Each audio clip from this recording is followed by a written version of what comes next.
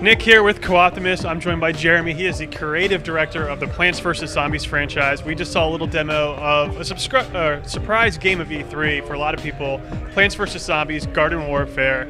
How did the surprise go over? I mean, you guys kept it pretty secret, huh? Yeah, I think the idea sounded so insane that even if anything leaked out, they just thought it was a gag or a joke, which was great for us.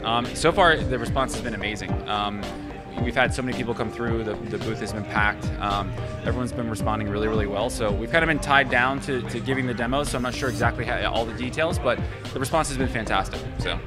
Yeah, so if you guys haven't seen the game, it's kind of like a little tower defense-ish, a little action, you know. The immediate reaction that some of us have got, I don't know if you played Dungeon Defenders? Yeah. So there seems to be a little bit of inspiration from that. I mean, what games have inspired Plants vs. Zombies Garden Warfare? You know, we've been asked that question a lot, and I don't think there's one particular game. I think everyone on the team at PopCap is huge, just action gamer fan, and I think a mix of that and then wanting to combine that with sort of the true PvZ experience, obviously the tower defense element. You know, we wanted a game that lots of people could play. There would be familiar things from the first game, but also a whole lot of new elements as well. Also putting it in a 3D world for the first time, you know, kind of letting the player run around and explore, but also keeping the tower defense element alive was important to us. So it's kind of a soup of ideas at this point, and then, you know, wrapping it tightly in the PvZ universe.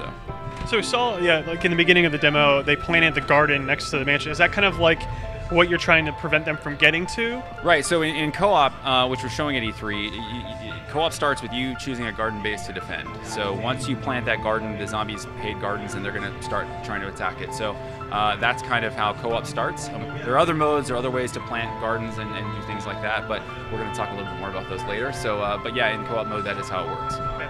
And so we saw there's 4 different, I guess, classes of plants, right? You had your pea shooter, who was basically your all-around, you know, your frontline kind of person. The sunflower, which was your healer, essentially. The cactus, which was your tank.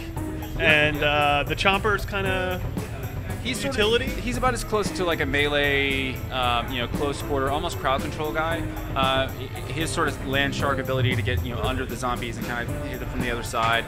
He can really kind of herd the zombies around. If 4 players are playing and everyone's kind of working together, he's a really great sort of. He can move the group of zombies around. You know, they're kind of a little more afraid of Chomper than they are the other players. So he creates a really good effect when you're playing as a team. Okay.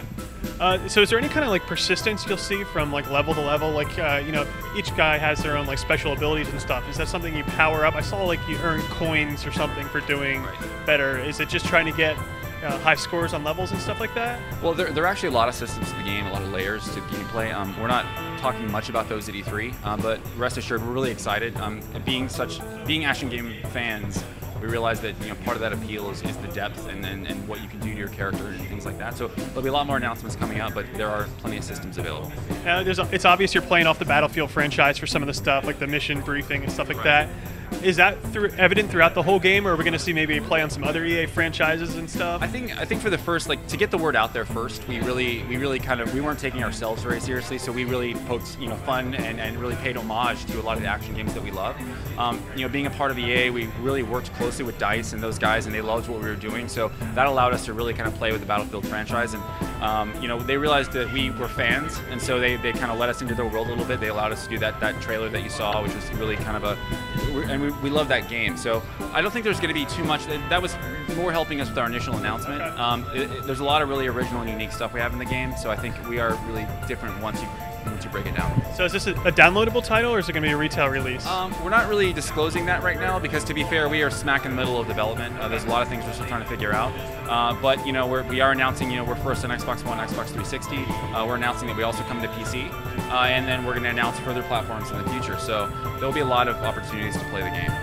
Cool. So yeah, that's Plants vs. Zombies Garden Warfare. It looks really slick. Like I said, a surprise of the show. You opened up the EA press conference with that. We're like, whoa.